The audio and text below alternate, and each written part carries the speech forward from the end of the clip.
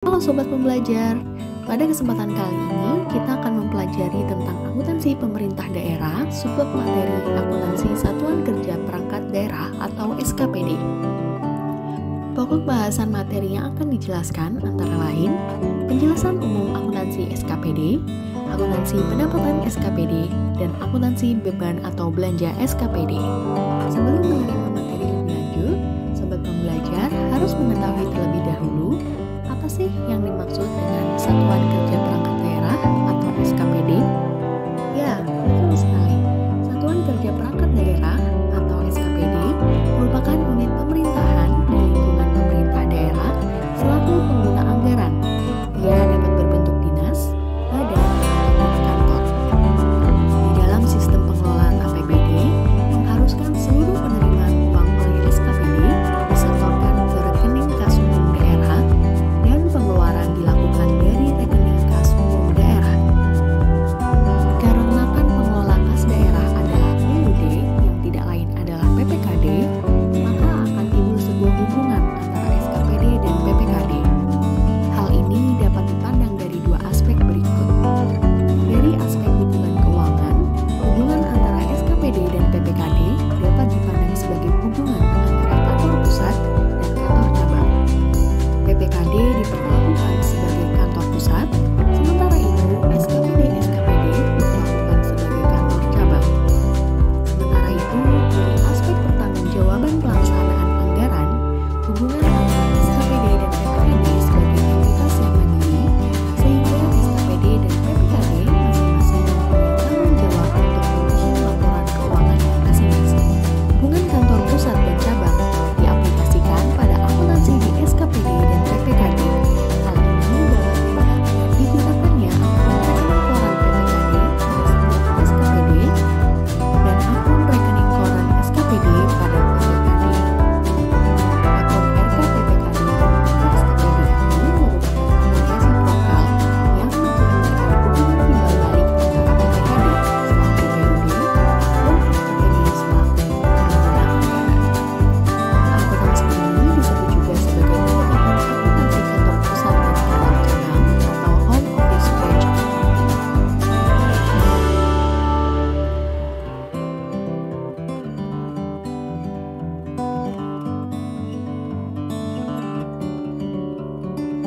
Pada akuntansi SKPD, sistem pembukuan dibagi ke dalam dua subsistem. Yang pertama, subsistem akuntansi pelaksanaan anggaran. Subsistem ini merupakan proses akuntansi untuk mencatat transaksi dengan basis hasilnya atau hasil daerah. Transaksi yang dicatat meliputi total anggaran, KRA, dan belanja. Yang pada prosesnya akan digunakan akun estimasi perubahan SAL sebagai akun lawannya. Subsistem yang kedua yaitu subsistem akuntansi finansial keuangan. Subsistem ini merupakan proses akuntansi untuk mencatat transaksi dengan basis akrual yang akan menghasilkan LO dan neraca. Transaksi yang akan dicatat meliputi pendapatan LO, beban, aset, kewajiban, dan ekuitas. Transaksi pelaksanaan anggaran telah tergambar dalam detail SKPD. Dengan adanya pembagian kewenangan yang jelas dalam hal penganggaran dan pelaksanaannya antara PPKD dan kepala SKPD, maka tidak akan terjadi tumpang tindih penganggaran antara PPKD dan SKPD. Penganggaran pendapatan dan belanja yang sudah dianggarkan di dalam DPA PPKD akan dianggarkan di dalam DPA SKPD. Sementara itu, pelaksanaan pembiayaan seluruhnya merupakan kewenangan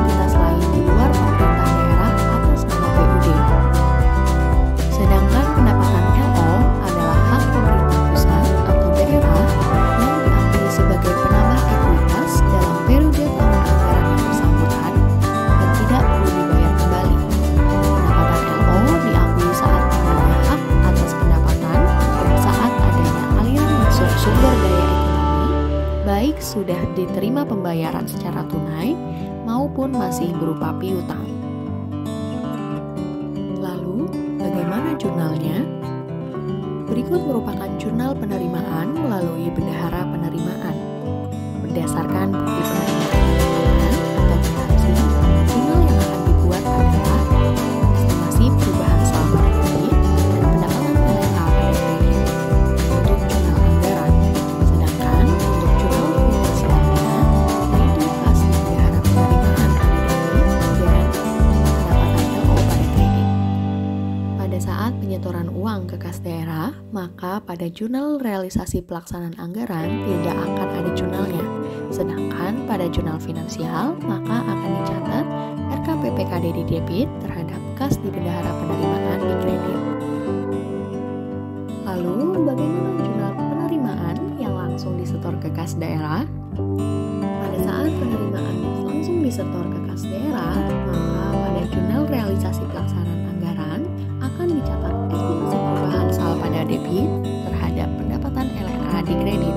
Sedangkan pada jurnal finansialnya akan dicatat RKPPKD di debit terhadap pendapatan LO di kredit.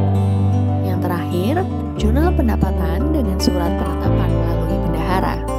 Pada saat penetapan surat ketetapan pajak daerah atau SKP dan surat ketetapan retribusi SKR, transaksi dicatat di jurnal finansial, yaitu piutang pendapatan di debit dan pendapatan LO di kredit.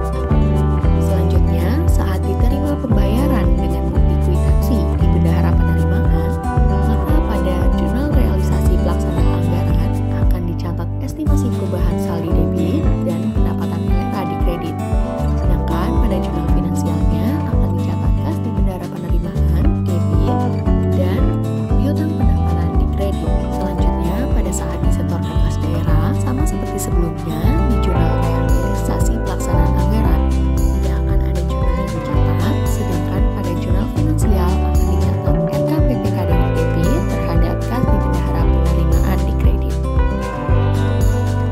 Selanjutnya, kita akan masuk ke pokok bahasan yang ketiga, yaitu akuntansi belanja atau beban daerah.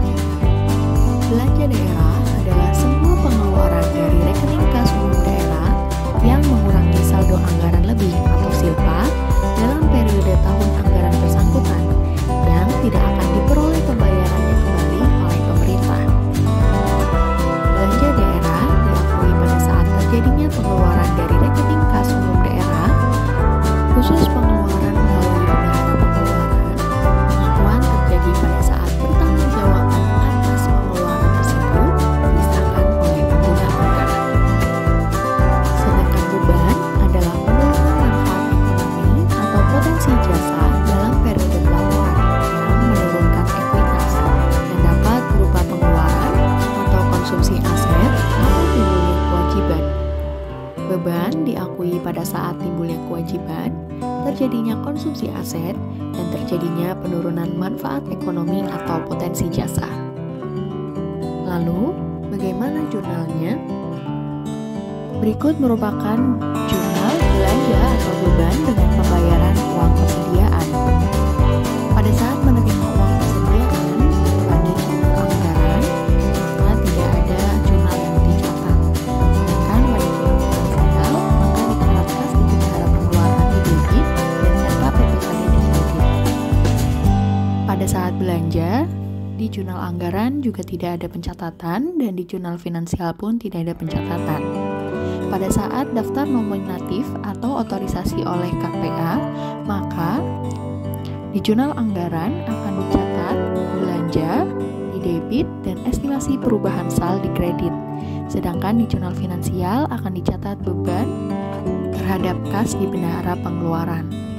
Selanjutnya, saat revolving atau SP2DGU, maka di jurnal anggaran tidak ada pencatatan, sedangkan di jurnal finansial akan dicatat kas di bendahara pengeluaran di debit terhadap RKPPKD di kredit. Dan saat setor sisa uang persediaan, maka di jurnal anggaran tidak ada pencatatan, sedangkan di jurnal finansial akan dicatat RKPPKD di debit dan kas di bendahara pengeluaran di kredit. Untuk jurnal potongan utang pada pihak ketiga atau PFK, maka pada saat belanja pengeluaran melakukan potongan atau pungutan, di jurnal anggaran tidak akan ada pencatatan. Sedangkan di jurnal finansial akan dicatat kas di bendahara pengeluaran di debit dan utang PFK di kredit.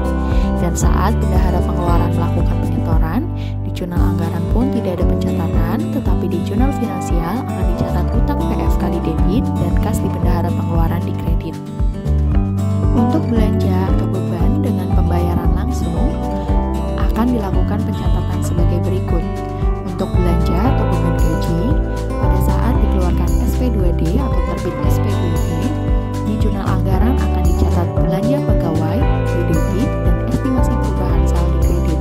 Sedangkan pada jurnal finansial akan dicatat beban pegawai di debit dan RKPPKD di kredit. Untuk belanja atau beban barang atau jasa, maka pada saat berita acara serah terima, di jurnal anggaran tidak akan ada pencatatan. Sedangkan di jurnal finansial akan dicatat beban terhadap utang belanja. Selanjutnya, pada saat terbit SP2D, maka akan dicatat belanja barang dan jasa di debit dan estimasi perubahan saldo di kredit. Sedangkan pada jurnal finansialnya akan dicatat utang belanja di debit dan RKPPKD di kredit. Untuk transaksi utang belanja, pada saat akhir tahun perlu dilakukan pencatatan ayat jurnal penyesuaian untuk mengakui belanja yang sudah menjadi utang Pemda namun belum dibayar hingga akhir tahun.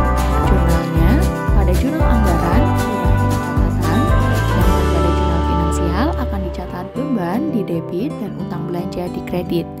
Jika utang belanja tersebut terkait dengan pembelian aset tetap, maka jurnal yang dibuat adalah tidak ada pencatatan atau no entry pada jurnal anggaran, dan pada jurnal finansial akan dicatat aset tetap di debit dan utang belanja di kredit. Pada akhir tahun perlu diperhatikan terkait penyesuaian atas beban dibayar di muka untuk mengakui belanja yang masih jadi hak Pemda. Contohnya, sewa dibayar di muka untuk jangka waktu yang menjadi 1 tahun anggaran. Pada jurnal di anggaran tidak ada pencatatan, dan pada jurnal finansial akan dicatat beban dibayar di muka, debit, dan beban di kredit. Terkait konsumsi aset, pada saat pembelian persediaan apabila menggunakan pendekatan beban, maka di jurnal anggaran akan dicatat belanja barang jasa di debit dan estimasi perubahan saldo di kredit. Sedangkan di jurnal finansialnya akan dicatat beban persediaan di debit dan kas di bendahara pengeluaran atau RKPPKD di kredit. Apabila pada akhir tahun diketahui masih terdapat persediaan, maka diperlukan penyesuaian. Pada jurnal anggaran tidak ada pencatatan atau no entry, sedangkan pada jurnal finansial akan dicatat persediaan sebesar yang existing di debit dan beban persediaan di kredit. Apabila pembelian persediaan dilakukan pencatatan berdasarkan pendekatan aset, maka di jurnal anggaran akan dicatat belanja barang jasa di debit dan estimasi perubahan saldo di kredit. Sedangkan pada jurnal finansialnya akan dicatat persediaan di debit dan kas di bendahara pengeluaran atau RKPPKD di kredit. Apabila akhir tahun diketahui masih terdapat persediaan, maka diperlukan penyesuaian. Di jurnal anggaran no entry dan jurnal finansial akan dicatat beban persediaan sebesar yang terpakai di debit dan persediaan di kredit.